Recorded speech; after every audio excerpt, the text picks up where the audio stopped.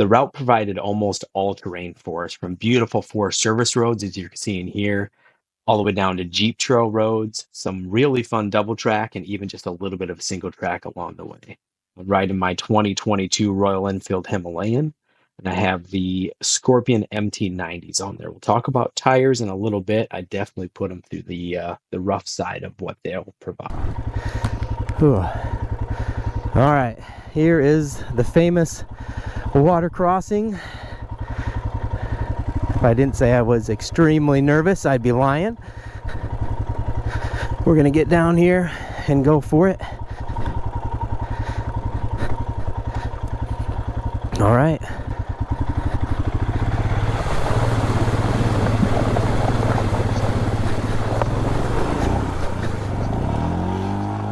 This crazy adventure is going to bring us through, I believe, 13 water crossings. The first and the final days were the heavy loaded. I whiskey throttled on that large one crossing the river there and had to put my feet down. Got some pretty soggy boots. The rest of them went pretty good for me. My riding partner, Barry, not so good on the final day.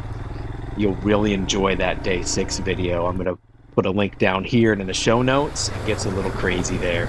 Woo-wee!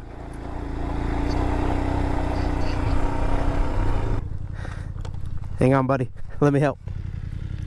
900 miles of adventure riding in the books. The bikes went down a few times.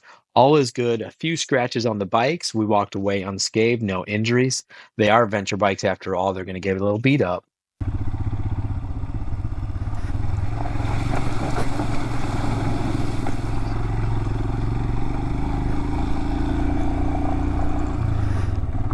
So much for those dry socks. That was overrated anyway.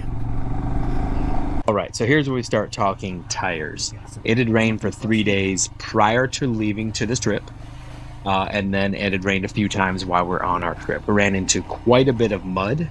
I've put my MT90s through quite a bit of testing, including some Jeep trails out in the desert, some pretty big muddy spots, some deep sand. The Georgia clay definitely ended up catching up to me a little bit. Love them, love the MT90s, but I'll probably go a little more aggressive next time. They fought through quite a bit of this clay and mud, and then this happened. Oh, I am down.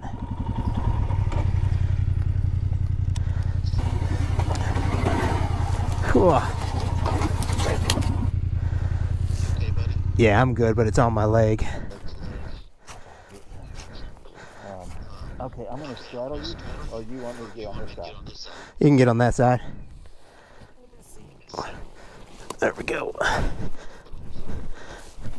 That's why we wear good boots. Ooh, that was crazy. That got me. Oh, it's fine. All right.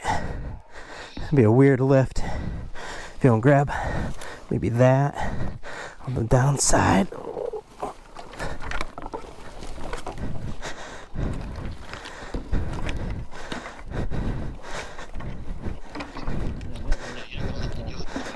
Okay.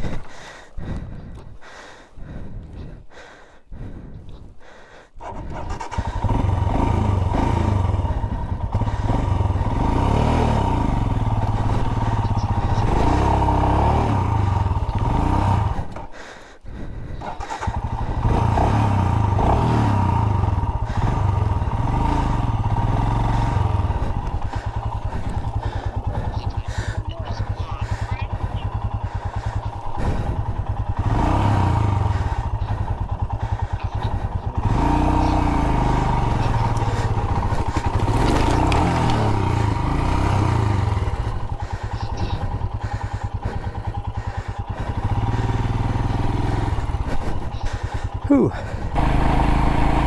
What do we have here? Oh my. Well, you can see the reward for going down in the mud and getting myself and my bike all muddy was at least one of the many views out on trail. One of the highlights of the entire trip being up in the mountains at elevation was constant views here and there. We're early enough. Also, not all the trees were full of leaves to add to that. But the same reason I go backpacking, adventure biking, the views were epic. That's what I'm talking about. behind me too.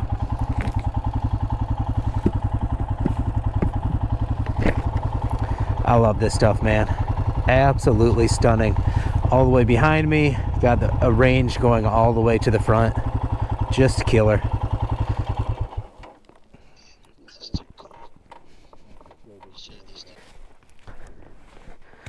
Look at this.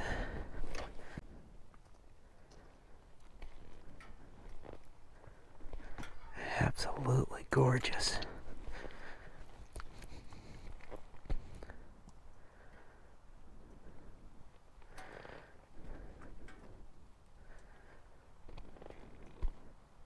Some cold air from that cold front moving in. It's, I think, low 50s right now. It's calling for, depending what elevation we end at, but about 33 degrees. We keep going up and up and up, so maybe about that 30-degree range.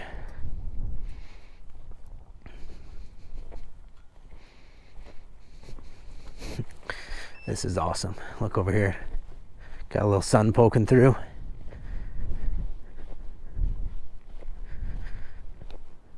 Stunning.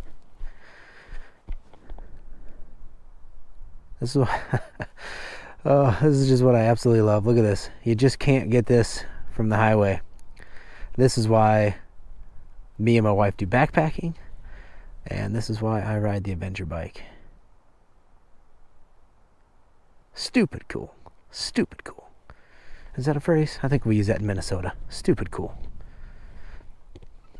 Alright, I'm going to stop geeking out here just for a little bit, and we will be back. Yeah, I could stay and stare at that forever, but, and we did. We took a good break there. We do have to find camp and get out of the cold, so we're going to move on. And I did happen to check my chain,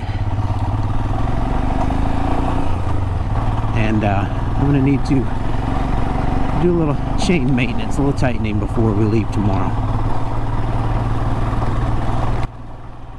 Yeah, the only maintenance I really needed on the Himalayan was the chain. I don't know if something grabbed on my way down on my epic mudslide or what that was, but we had to tighten it once we made it down to camp. Found our way onto a couple of the Jeep trails to connect these two loops, and the ruts got a little big, a little aggressive in spots, and as you can see here, Barry got caught up in a rut. Quick catch, and we team lifted to get him the heck out of here. It was a long day to camp. That rut.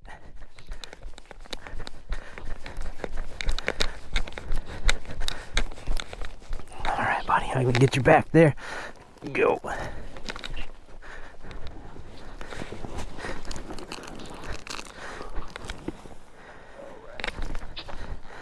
I got you. Get that tire straight. Let me roll backwards, or are you probably in gear?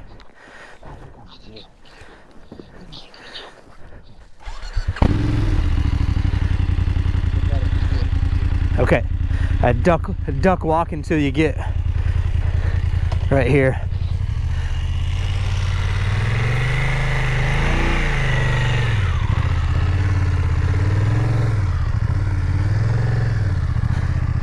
There you go, get over there. All right, we got Barry back up. Let's head back on trail. All right, I got the ABS turned back off after I helped Barry lift his bike.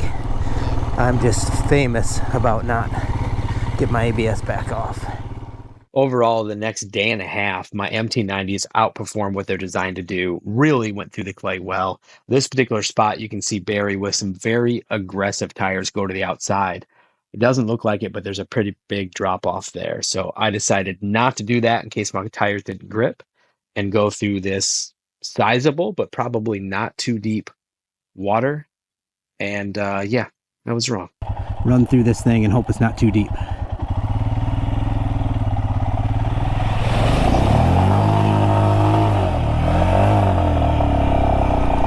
If you're watching, it was too deep.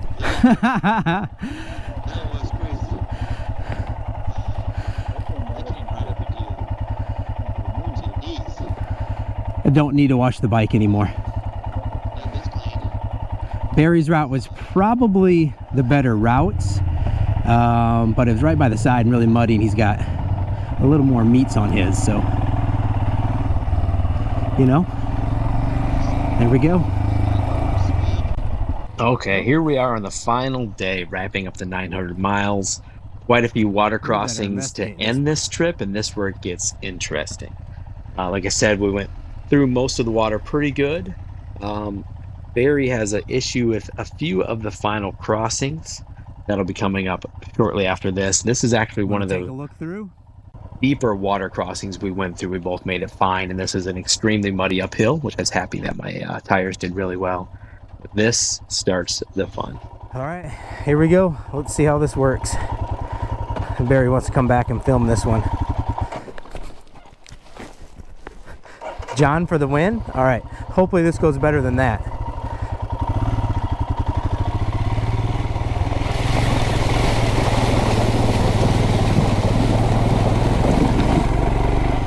We are straight bogging.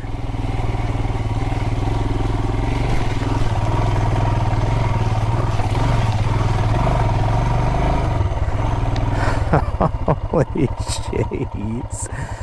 Oh. Holy smokes. The mud was worse, maybe, than the water. Holy smokes. That was crazy. All right, let's go find camp, guys. 3 water crossings, 1 deep as hell right before camp. There's got to be camp out here. What you gonna say? Have you ever had that feeling like your day is about to change? I think this was the start of it. Not quite as deep as our last water crossing, but with a very fast moving channel in the middle. Took Barry down in the water, killed the bike. I ran down to get him lifted. You don't want to drown your bike. And the rest is history. A little more after this. I'm coming. Keep it running. I'm almost here. I'm right behind you. Let's go up. Go. There we go. I'm with you. All right, go.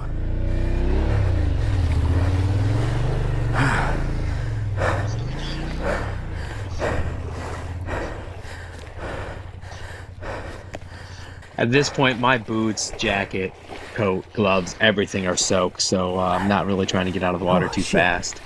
That was definitely a little bit of a workout, a crazy happening there. Right. I'm really hoping I make it through a little bit better than Barry. Picked my line, and soaked. We'll see what happens on the next crossing. At least I won't get wet. Okay. Holy shit.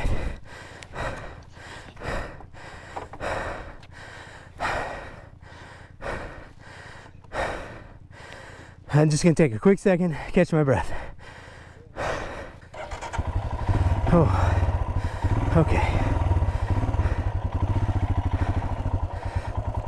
Holy shit.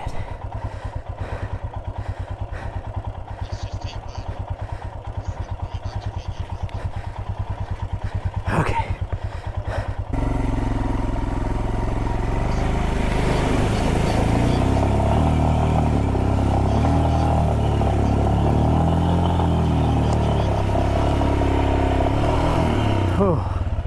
I think I'm not gonna lie, that one definitely had me a little nervous, but the Himalayan went through good. The tires did great. We're hitting some heavy mud here, thinking the rest of our day is going to be pretty easy after the last water crossing, right?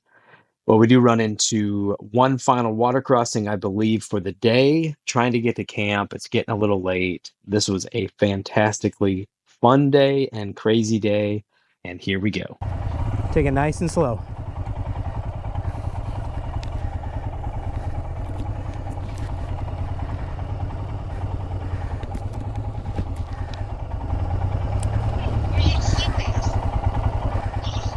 This particular water crossing has been in my mind since starting this route. There's actually, the entire way is a rock with moss all over it. You can see the rock as I walk in.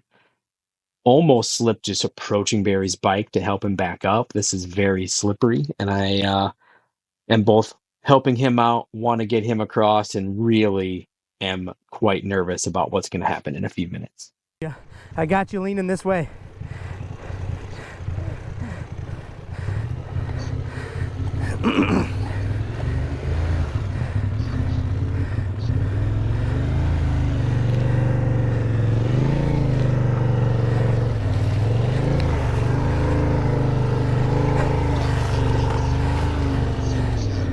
I'm still pushing you. All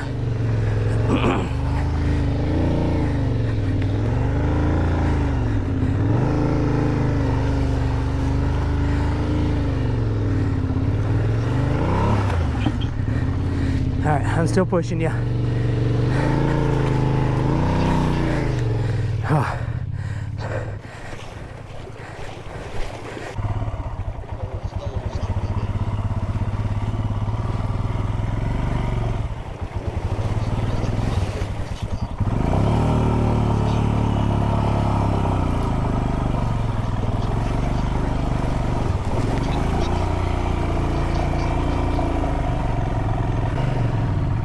It almost got me there. You can see where the slippery moss kicks my bike over to the other side of the rock.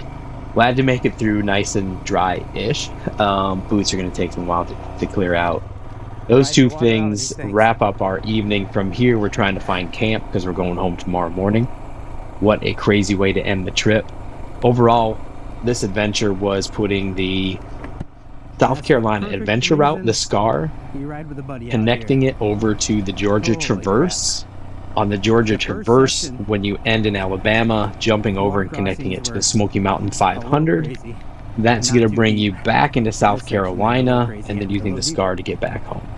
900 miles, Barry and I will never forget. An amazing adventure. Tested the bikes out, the Himalayan and the, he's driving a BMW 858. If I did not mention it, both did great.